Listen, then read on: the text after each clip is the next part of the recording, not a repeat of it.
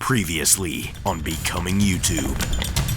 I wanted to be the next big thing on YouTube, that's all. Stay out of our territory. Oh, yeah. No! And what about the women?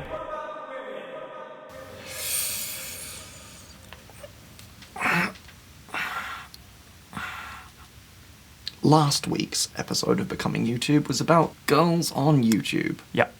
Bit of a shitstorm. Yeah, no, I mean, some people, it did upset some people. Still, one of your most popular videos to date. Yes, thank you. But, I mean, also my most disliked, so... 7% of your viewers clicked dislike. Yeah. That's a lot of drowned cats, Ben. Well, not really. That was something we made up for week 3. Don't take everything in Becoming YouTube at face value.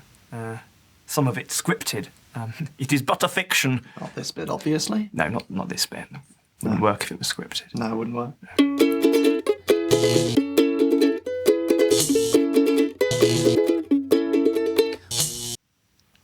What is sexist? Am I sexist? Are you a sexist? In your last video, you claimed that there are no female YouTubers.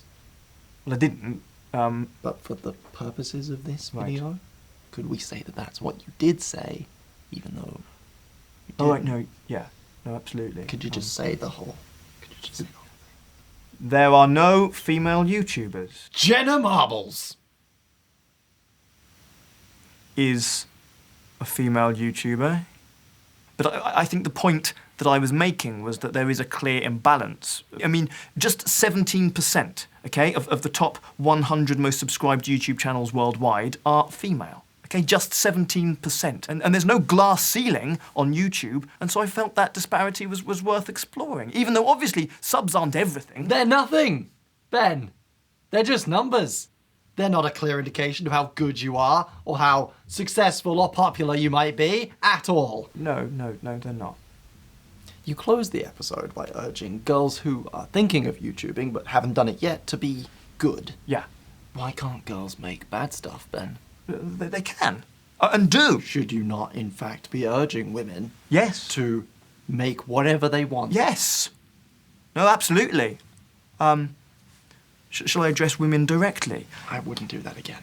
Really? But for the record, I would urge women to make bad stuff if they want.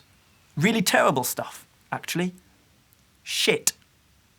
Because there's not enough truly terrible stuff on YouTube already, and I think if women are making bad stuff, then... All the better for everyone.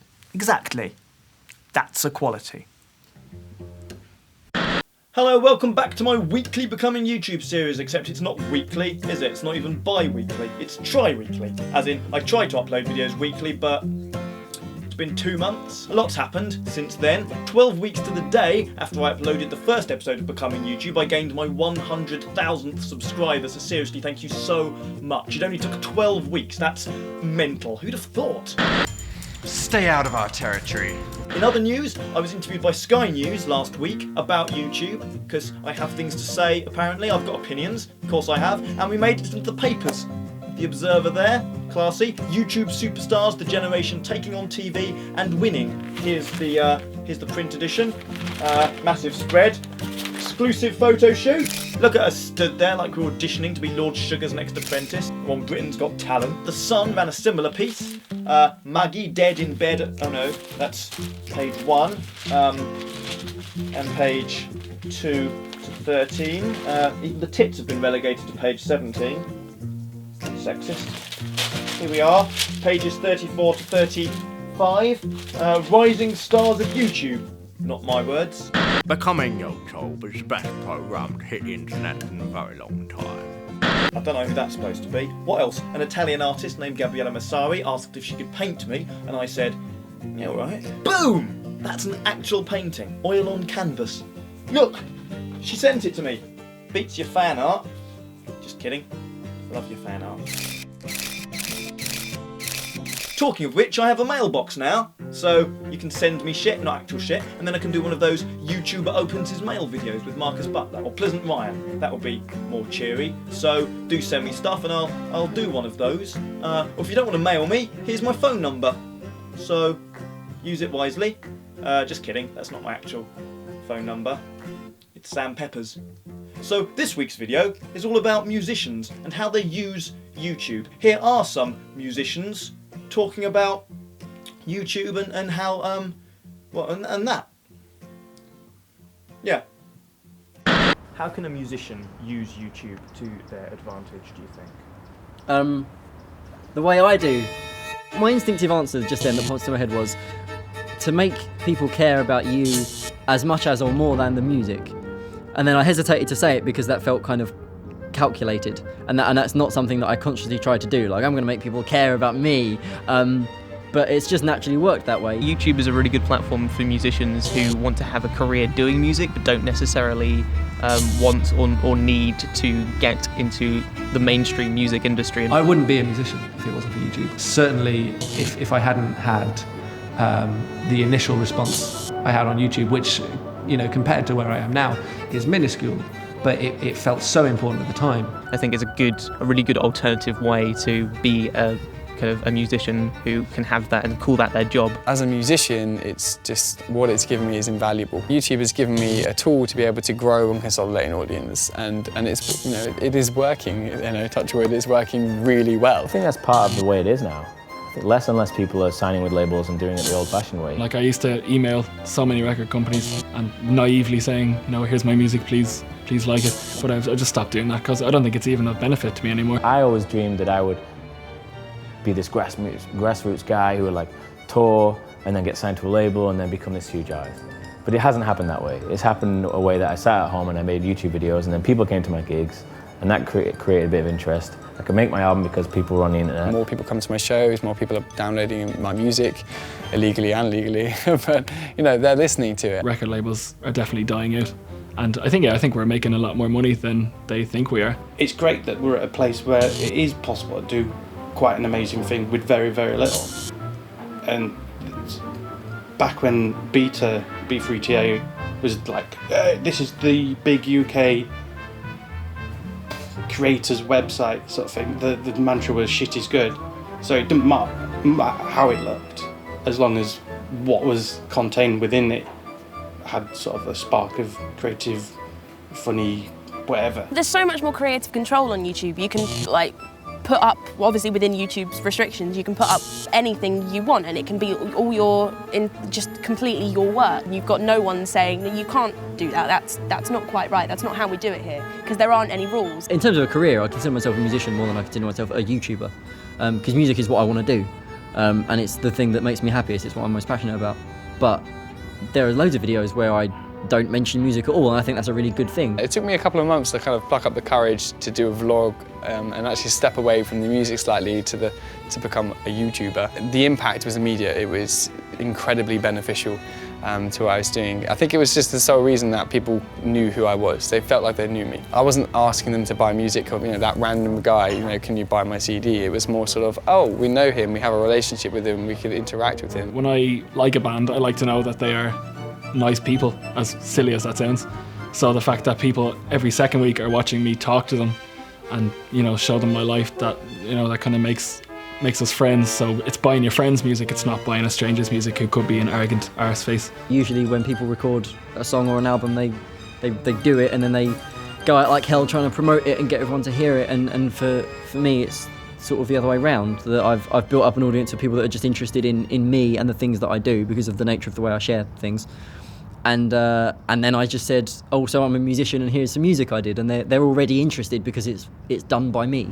Alex Day there, YouTube's Neramon and one of the UK's most successful YouTube-based musicians. Such is the loyalty of his fan base, known as the Nermy Army, that Alex managed to reach number 4 in the UK charts the Christmas before last with his song Forever Yours. Time when we stole the whole day and nobody knows it, we took it away, and it will be forever mine, and it will be forever yours. Now we own the night and it can't be undone. We'll never forget how it feels to be young, 'cause it will be forever. scored a further 2 top 40 hits, Lady Godiva and Stupid Stupid, all without the help of a major record label or management, or a stylist. Forbes magazine called Alex the future of music. Mind you, The Observer called YouTubers like me, I quote, the future of entertainment. So, looks like we're all fucked. In 2008, vlog brother Hank Green co-founded, with Alan Lastufka, DFTBA Records, a label that focuses on music generated by YouTube stars such as Hank himself, Alex, Charlie, Ed Plant, Truck Band, Chameleon Circuit, Dave Days and so on. The label claims to make the YouTube experience more lucrative for musicians and more fun, but can crazy internet fame ever really be enough? Or is the tag YouTube musician an albatross around an artist's neck? Should your favourite internet-based musicians, and all artists for that matter, see YouTube as at best a stepping stone to greater things, i.e. the mainstream? A&R executive, TV producer, entrepreneur and professional shit Simon Cowell seems to think so. In March this year, he said of YouTube, it has literally changed the music business for the good. We have people looking at YouTube all the time. It's a fantastic vehicle. It's changed everything. This, he said, is democracy at its best. US-based British-born musician Greg Holden first found a large following by posting videos of himself performing songs to YouTube at the suggestion of his friend Alex Day. Last year, Greg's song Home, which he co-wrote with Drew Pearson, was picked by American Idol mentor Jimmy Iovine for Philip Phillips' coronation song in the show's season 11 final. Phillips went on to win, and to date his cover of Greg's song has sold over 4.3 million copies in the US alone. Here's what Greg and DFTBA co-founder Hank Green have to say about finding fame and fortune on YouTube. Some people are afraid of seeing someone they think is a very obscure little artist from YouTube grow. And it's a little strange. I always get a little bit offended, but it's always like, if I posted a picture of my tour van, for instance, that I was in on this last tour, and someone was like, oh, it's so sad to see you in a big van now. Like, I remember the days when you used to get the train to the shows or whatever. And I'm like, does that make you sad? That someone you enjoy is progressing? We're a little older than the average YouTuber, so I think that we were more comfortable with the idea of making money earlier on, because we've had jobs and we had to stop working at them in order to continue doing YouTube videos, and so we needed to make a comparable amount of money in order to make videos without having to sacrifice other things in our lives, like health insurance, and so, which we don't just get for free in America. Like, part of the reason I wanted to start DFTBA is because I wanted more creators to be able to do this professionally. The reality of it is my rent's expensive. I have an expensive lifestyle because I'm touring all the time and I'm constantly paying for things to forward my career. I have to make money. I feel like that whole sell out, you can't sell things argument was long gone. If it's not, I just don't hear it anymore because it doesn't make sense to me at all. A lot of people, I think, when the American Idol thing happened, were like, oh, why have you done this? You're a sellout, and it's like, sorry, it's not selling out. It's still a very honest song. Okay, it's part of a very commercial machine called American Idol, but whatever, it's a true message in the song, and I'm still remaining true to myself, and I don't feel like I have to justify that to anybody.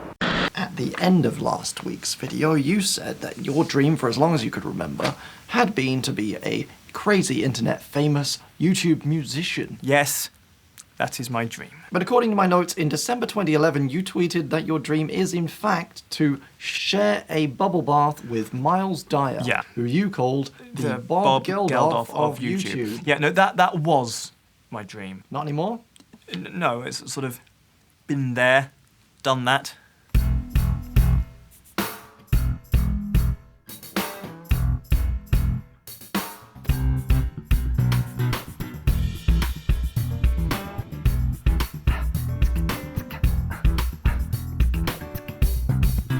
Better go ahead and drink.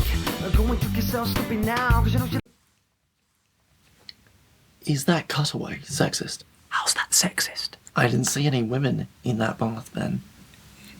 Is that because women in baths aren't funny then? It's just, it would have been inappropriate. Did you ask any women to be in that sketch? Yes. Actually, I said no. Go on. I'm not doing it. Miles Dyer, let me. Can you get out of my bathroom, please? Don't know what her problem was. Do you think? Yes. Let me finish. Sorry. Do you think that maybe just for this week's episode, you should avoid any risque material, anything that might cause a fuss? Just keep it light. That's all I'm saying. Right. No? Yep. No, that's Are there any sketches good in advice. this episode, Ben? Any scripted bits? Well, I mean, this... Any funny scripted bits? No. Oh, yes! I've written a sketch about a man who falls in love with Alex Day's number 4 hit song, Forever Yours. No dark, twisted ending? No. No sexual stuff? No Definitely bad not. language? Fuck off, dogs! Violence? None of that? Good.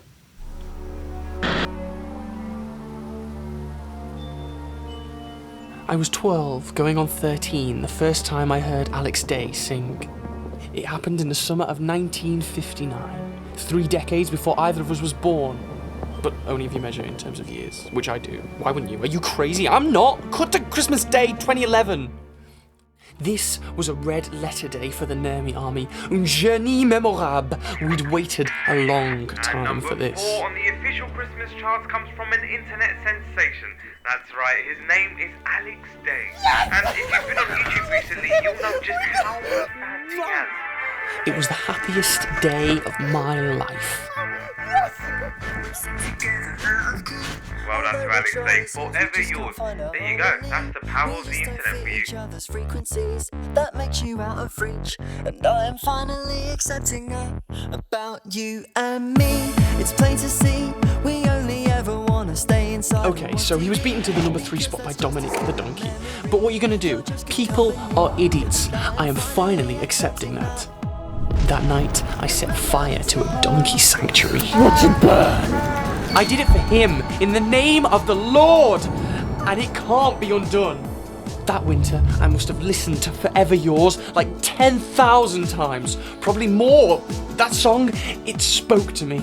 It was a heady time. The whole Nermi army felt it. It's just our routine. We try and dream and buy the things we said. Forever Yours stirred something deep inside of us all. The collective unconscious. We'll never forget what it feels to be young.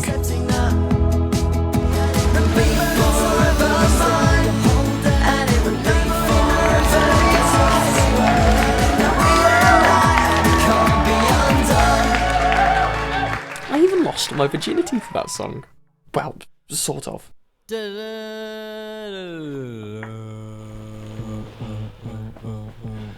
Come on, darling. Have some indecency. Nothing you could say can embarrass me. Come finally something that. I don't know what changed. They say that when you're tired of Alex Day songs, you're tired of life. Maybe I grew up, or got old, or went mad, but before long, I started to hear Forever Yours everywhere. Like everywhere I went. It happens sometimes. Songs come in and out of our lives like busboys in a restaurant. But this was a song that wouldn't go away. There was no escaping Forever Yours. The next station is Alexander Day. A night here for Ever Yours Palace, or walk right through me for Northern Line train to Your Stupid. My homie Alex Day had lodged himself inside of me, and I was bucking like a goddamn mule.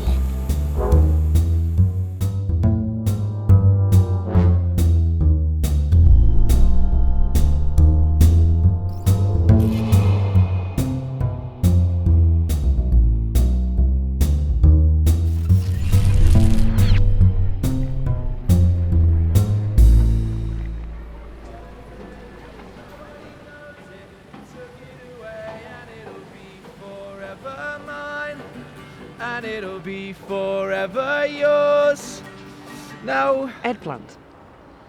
You alright? What are you doing? Yeah, a bit of this, bit of that. Do you want to buy a Chameleon Circuit CD? No, of course not. Why are you playing Forever Yours? What? Alex Day's Forever Yours. Why are you playing it? Forever. Forever. Forever. Forever. Forever.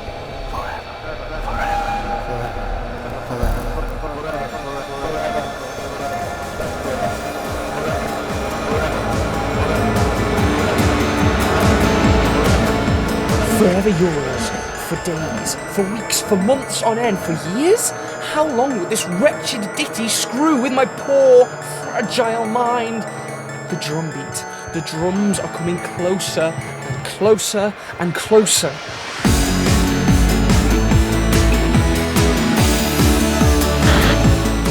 Does that bother you being labelled a YouTube musician? I don't mind at all, to be honest. It's where I started, so I really don't. It's a silly branding, obviously, but you know, that's if I was to leave YouTube and stop making YouTube videos, that would be a massive two fingers to the people that put me in this place. If you're making good music and people want to listen to it, then it shouldn't really matter where you've started or where you've come from. But I do feel like you will be taken less seriously if you've started on YouTube. You can be a YouTube musician, meaning you can upload music to YouTube and you can get a big enough audience that you can earn enough of your money from that can be your job. But for me, that isn't really good enough. Once you get to that point and you've got millions of people watching your video, you then need to take the next step and go to a label so they can then put you on billboards in the middle of London, and because you can't do that yourself, you know? It seems like if you are a YouTube musician, you have sort of settled into being exclusively on YouTube and to only ever making YouTube videos and singing directly into camera. Even if I'm just releasing my music myself through whatever means, I'd much rather do that than be classed like someone who makes nerdy music on the internet, because then you're just stuck in that. The internet's massive. Why would it bother anyone? Like talking to people like the Viral Factory, it's like, why would I make an advert for TV when I could have 500 million people watch this thing I've made on YouTube? There's an impression that YouTube musicians do things a certain way or write about certain topics. I don't want to be limited by that. I'd much rather be associated with like female singer-songwriters than people from the internet. I sort of liken it to being a pub singer. You know, if you say you're a pub singer, yes, you can sing, yes, you've got talent, maybe you even write your own songs, but you're limiting yourself to pubs. You're never going to be more successful than pubs. The reason I make music is not like a fame thing, but the reason I make music is to want to share it on national radio. My music would therefore be shared with more people, and as such I want that more than just the audience I have. Lord! Why have you done this to me? People who are very, very, very successful doing music on YouTube and haven't, you know, signed with a label or something, don't seem to have broken out of YouTube. Think bigger than YouTube, but know that YouTube is an amazing thing that can help you. Don't think that that's the only thing you can do. If you are a person who wants to be a pop star, I think YouTube is also a good platform to get noticed. I mean, I'm pretty sure Justin Bieber, he started making videos on YouTube and then someone picked him up and turned him into Justin Bieber. I don't know if he necessarily enjoys being Justin Bieber though. Like it or not, Justin Bieber is one of YouTube's greatest success stories. Okay, so the Observer probably hasn't called him the future of entertainment, and he probably hasn't got a portrait of himself hung on his bedroom wall. Actually, he probably has. But Bieber's Baby, that's the song, not what he calls his pet monkey, although it probably is what he calls his pet monkey, was YouTube's most viewed video of all time until it was surpassed by Psy's Gangnam Style at the end of last year. Are Bieber and Psy as much YouTube musicians as they are musicians? Is Rihanna, Lady Gaga, Gautier? After all, increasingly for musicians, the holy grail is a viral YouTube video. And it seems that the secret is to make the song as arse-clenchingly annoying as possible. Alex Day, take note. If you ask me, here's how it's done.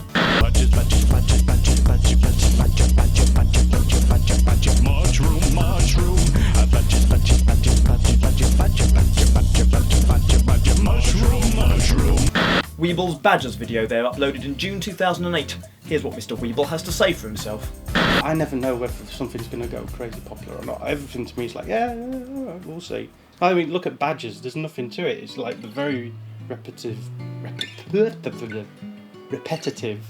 bass line. Just Badgers dancing and what is that?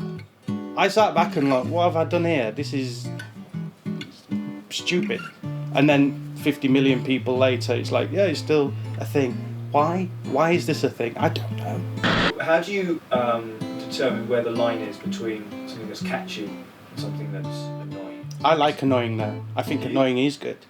Yeah, well, Badgers is annoying. It's got a duck quacking noise all the way through. It was the old. I was like, oh, Wakefield Saturday Night has got a duck quacking all the way through. I need a daft sound all the way through. That's why it works. So it's like the Wakefield method. Let's do this. So I like annoying. I think annoying's fantastic. And if you can be like, how annoying is too annoying? I don't know. Let's try and find out. Remember the time we stole the whole day and it got lodged in my head like a tattoo on my brain? I couldn't get it out. Remember me!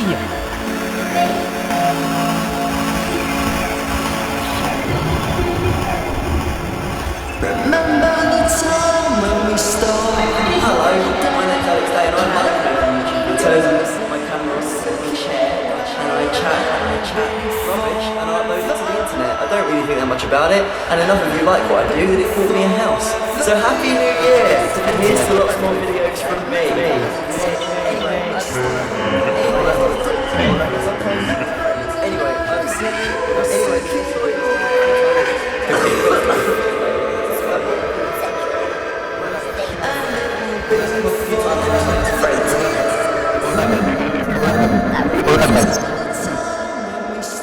I was once having sex with a girl about 3, 4, 5. It's you, isn't it? It's you! Do I know you? You are following me. I thought it's his song, isn't it? It's that song. I have a rape alarm and you need defence spray. If you get any closer to me, then I swear I will... Can you not hear that? I thought it had stopped. I thought it had stopped, but it never stops, Carrie. The singing, the constant singing. It just keeps going and going and going. Forever yours, forever yours, forever yours! You know I wasn't in that one, right? What? I was in the Lady Godiva video. I had nothing to do with Forever Yours. Naked. You were naked. I wasn't quite naked. I mean, Lady Godiva got to number 15, but Forever Yours... As I say, I had nothing to do with Forever Yours. I don't really know why I'm in this sketch. Why am I in this sketch? Well, it works, doesn't it?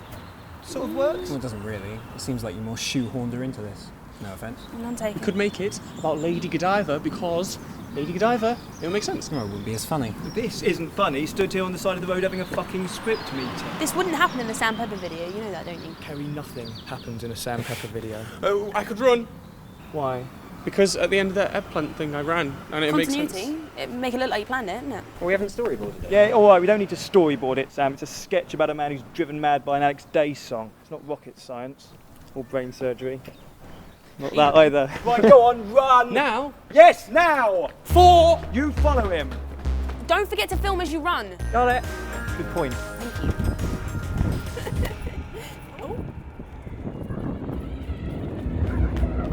I ran and ran as fast as my feet would carry me. Some would say I never stopped running.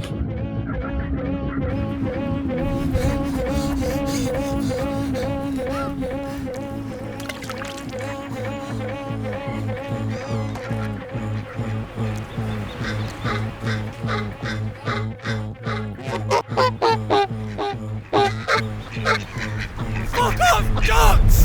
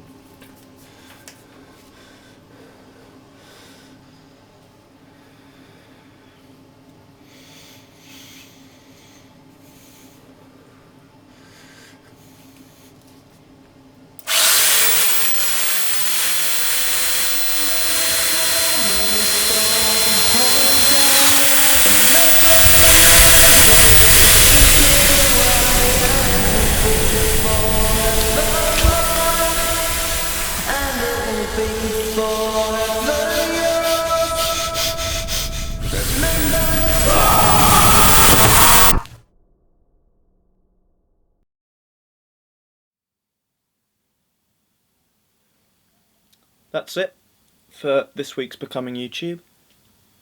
Nothing else to... No one else. If you want more, head over to my second channel, where there's a video on former YouTube supergroup Sons of Admirals. speak to Charlie and Alex and Ed Plant and that, and to play us out, a new song by musician Tom Milsom.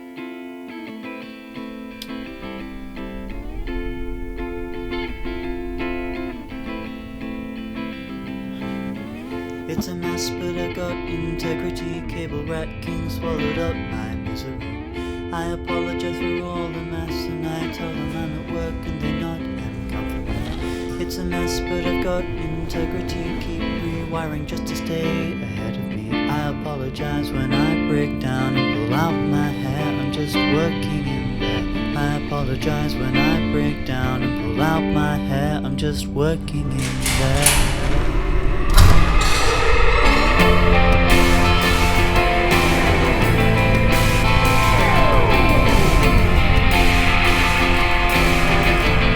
Letting go